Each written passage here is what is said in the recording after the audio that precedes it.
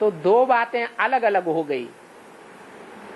सुनना सुनाना मात्र होता है भक्ति मार्ग का फाउंडेशन, और समझना और फिर समझाना ये है ज्ञान मार्ग का फाउंडेशन। तो जो ज्ञान मार्ग का फाउंडेशन डालने वाला है वो ही नारायण कहा जा सकता है, और आदि नारायण है। विष्णु के रूप में नारायण पद पाने वाली आत्माएं तो हैं और भी, जो ब्रह्मा से विष्णु बनती हैं, परंतु आदि का कोई होगा या नहीं होगा? तो कौन है? जगदम्बा है या प्रजापिता है? जगदम्बा है आदि नारायण है, प्रजापिता है। और नारायण का अर्थ यह है नार अयन, अयन माने घर। उसका घर कहाँ है? ज्ञान ही उसका घर है। अज्ञान में नहीं रहता है, ज्ञान से स्थापना होती है, गति और सदगति होती है। अज्ञान से क्या होता है? विनाश होता है या नई दुनिया की स्थापना होती है? हैं? विनाश होता है। इसलिए जगदम्बा निमित्त बन जाती है, काहे के? हैं? विनाश के निमित्त बन जाती है। शक्तियां ही असुर संहारिणी गाई जाती है। प्रैक्टिकल में विनाश करना और कराना ये शक्तियों का काम है, शिव और शंकर का काम नहीं है। सिर्फ गाया जाता है कि शंकर द्वारा विनाश। तो जरूर कोई ने इस बात की गहराई को समझा है कि शंकर द्वारा विनाश क्यों गाया जाता है,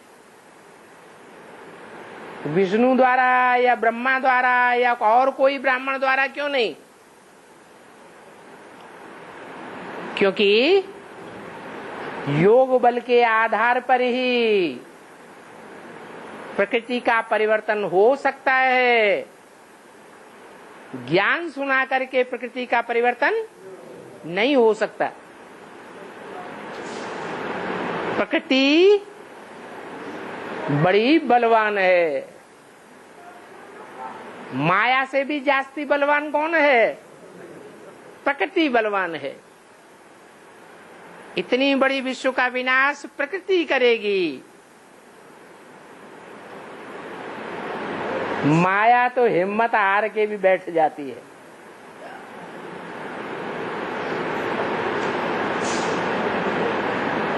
प्रकृति हिम्मत नहीं हारती, और हिम्मत है बच्चे तो मदद है बाप। शिव बाबा को तो मदद करनी ही पड़ती है। और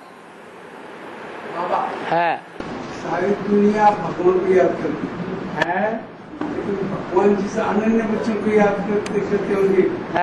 अनन्य बच्चे कौन से होते हैं?